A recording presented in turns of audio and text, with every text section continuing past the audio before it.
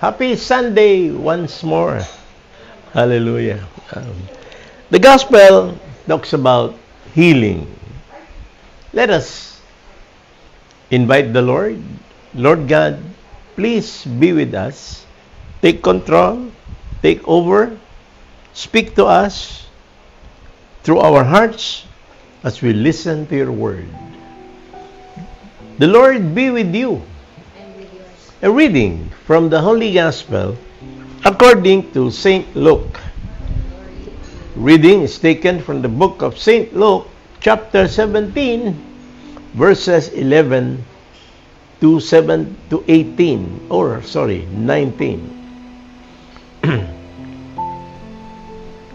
Now, on his way to Jerusalem, Jesus traveled along the border between Samaria and Galilee.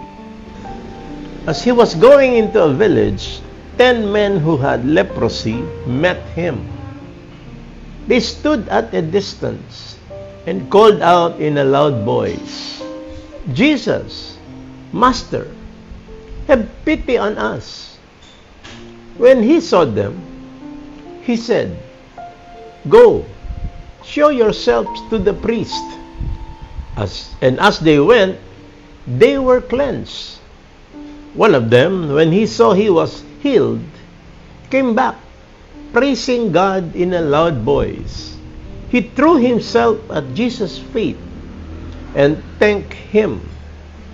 And he was a Samaritan. Jesus asked, "Were not all 10 cleansed? Where are the other 9?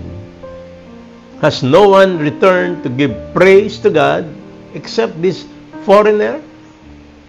Then he said to him, "Rise and go. Your faith has made you well." Sisters and brothers, the gospel of the Lord. Praise to you, Lord Jesus. Hallelujah. So, the gospel is about healing. The healing of the 10 lepers. It's quite a popular gospel, because when the gospel talks about healing, it is always attractive. No? It is really good news. Actually, the whole gospel is supposed to be good news. But there are words in the gospel that some people find alarming. Some people find not really good news. Hallelujah. We must always remember that is what the Word of God is. The Word of God, as I have heard this from one priest, the Word of God comforts the afflicted. So when you are afflicted, try the Word of God. It will comfort you. But on the other hand, that's why it is a two-edged sword. On the other hand, the Word of God also afflicts the comfortable. And how do you go about that? Well, how does that happen? It comforts the afflicted.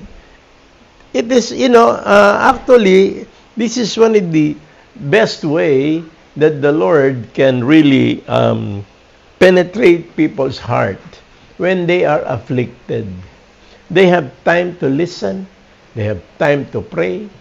They have time to kneel down, close their eyes, raise their hands, surrender to God. And then the Word of God, is infused into their heart. Now, God is able to speak to their hearts. With an open ear, with a listening ear. When you listen, faith comes from hearing. Don't forget that. When you listen, it goes into your heart. Penetrates you, and then you experience transformation. And I think this is what happened to the 10 lepers. The 10 lepers were all healed. Now, I suppose you all know that 100%, 10, unconditional. Hallelujah. I believe Jesus knew that 9 of them will not come back. No, there is nothing God does not know. He will know how you will respond. But this God is just continue proclaiming His gospel, inviting us, calling us by our names, and He is not really sure if we will respond, like these 10 lepers. No, only one seemingly responded, falling in love with God. I remember my Life in the Spirit seminar. In the Life in the Spirit seminar, it's a 2-day seminar. I really didn't realize that what a 2-day seminar can do for me. 2 days. I was born a Catholic, raised a Catholic, went to school in a Catholic church. Seemingly, religion and theology are my favorite subject. I can even say there's nothing much I do not know about the Catholicism or religion itself. But when I attended that seminar, I was touched like this leper, because God was able to speak to me in the heart. He was able to His words started to penetrate into my heart. I think that's a difference, because that's when I was studying. I had religion in elementary, religion class in high school, and theology even in college. But it went in here, not in the heart. Like in these 10 lepers. If you look slowly about what occurred, Jesus said, "Okay, go show yourself to the priest." What can we say about that? What is this, go show yourself to a priest? It is simply telling the 10 lepers, go to church. Hallelujah. Go back to the church. That's what the LSS is all about. The Catholic Life in the Spirit Seminar is all about. Remember, 70% of Catholics do not go to church on Sundays throughout the world. Hallelujah. There's more than 1 billion Catholics. But anyway, one of the goals of the seminar is so that people will go back to the church, even on Sundays. Hallelujah. Sundays are days of obligation. So here, Jesus is telling all of them, okay, go show yourself to the priest. Hallelujah. And in other words, go back to the church. Go to your church. Go to your parish. Be there. Be involved. But apparently, in this story, one of them did not proceed to the priest. He went back immediately to follow Jesus. Hallelujah. What's going on in here? Which is more important, going to the priest or going back to Jesus? I think that is what happened to me. I am a mass goer. I don't miss mass on Sundays. In my old life, I do nasty things, I do bad things, but I still go to church on Sunday. See, Jesus is simply telling us that if you go to the church, make sure that the fruit of your going to church, the fruit of going to Mass, the fruit of having the sacraments, the fruit of enjoying Catholicism, is that you will have a relationship, a personal relationship with Jesus. That is what the seminar was able to accomplish. Think about, let me say it again, the seminar is supposed to tell people to go back to the church. Hallelujah. Enjoy the church. The church is a gift from God. The church is Jesus Himself. But what is lacking, apparently, is this personal relationship. This love for God. We can all go to church, but that doesn't really prove that we love God, isn't it? It is simply obeying an obligation. Fulfilling an obligation is short of loving God. Fulfilling an obligation is like accomplishing requirements, which does not develop into a personal relationship. Hallelujah. When I say personal relationship, that means you fall in love with God. In the Life in the Spirit seminar, one of the things that we are being taught of is the importance of praise. No, praise. Praise is praise. Hallelujah, praise the Lord. Well, yes, but that's only the cover.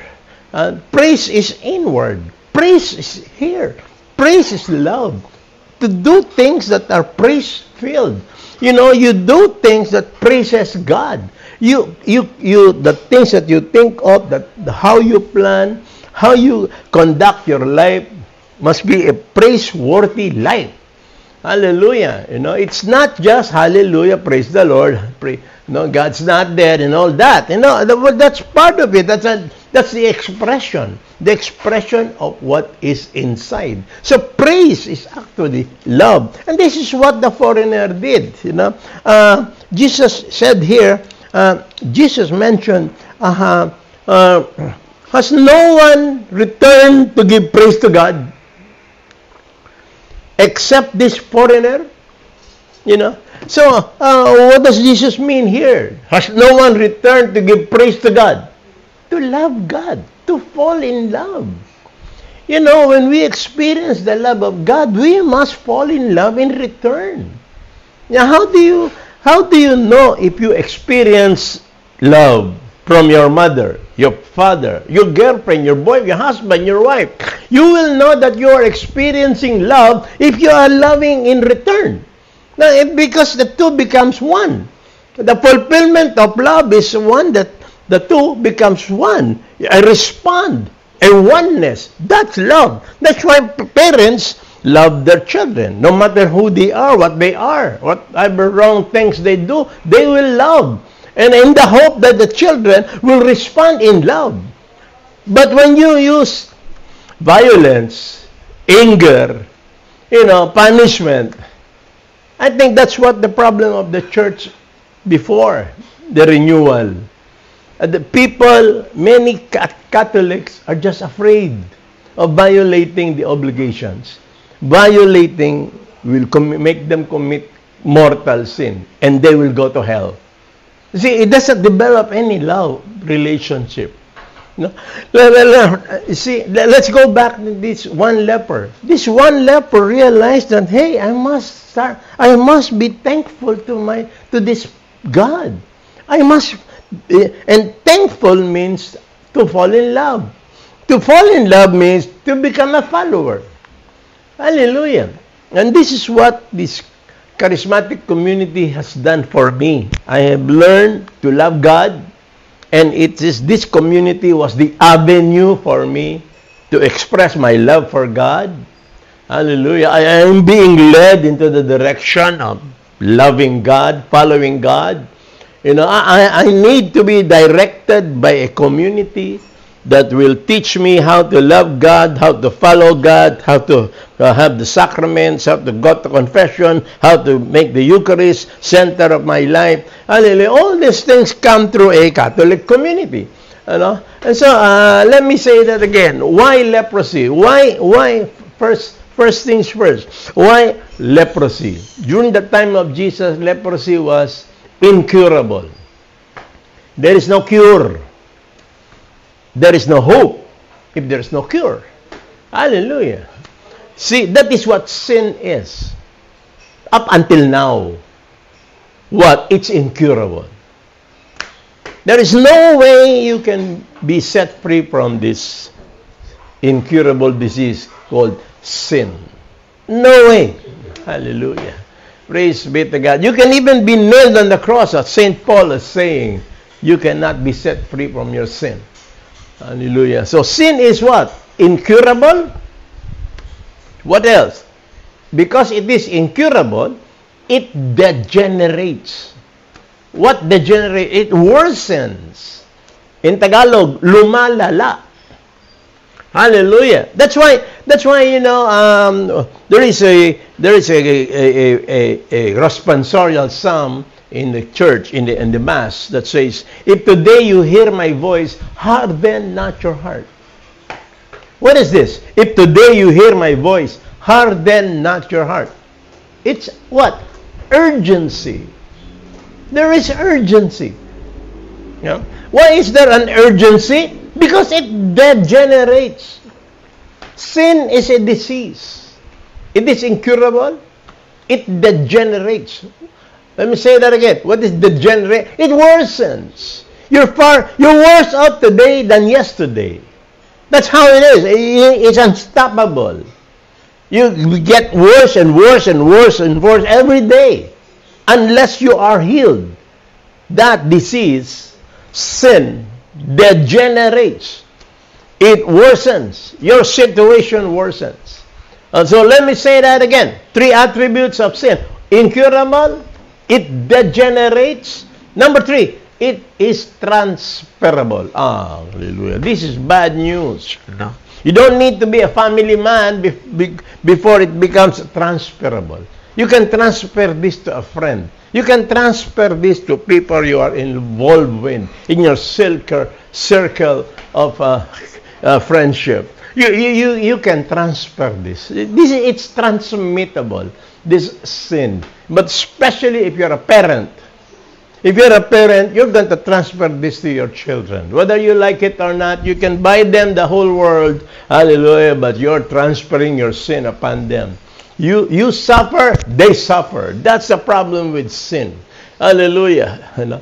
Praise be to God. And let me say it again. That's why the Lord has this leper as an example. Because it is incurable, it degenerates, it is transferable. Therefore, it is urgent. Once you hear the voice of God, let the voice of God penetrate your heart. And when it penetrates your heart, you and me can be that one leper who falls in love with the healer. Hallelujah. Let's not be satisfied with healing. Let us have the healer. That's the most important thing. Healing, then we're healed. Unconditional. But does that mean that they will have a full life after that? Jesus even told them, go to the priest. Hallelujah. And the priest can make you what? A Christian, a Catholic, church-goer, be part of the church. But that's not a guarantee that there will be fullness in life. A guarantee of complete healing. A guarantee of cleansing. A guarantee of holiness. Only when you follow Jesus can holiness starts to penetrate into your life and into your heart. And so let us be like this one leper. Hallelujah. If you experience the love of God, remember, the love of God heals. And what is the most important healing that can ever happen to mankind is to be healed from our sins. We are victims of this disease. And God is merciful. He wants us to be healed. Hallelujah. God bless po. God loves you. God loves all of us. Amen. All right.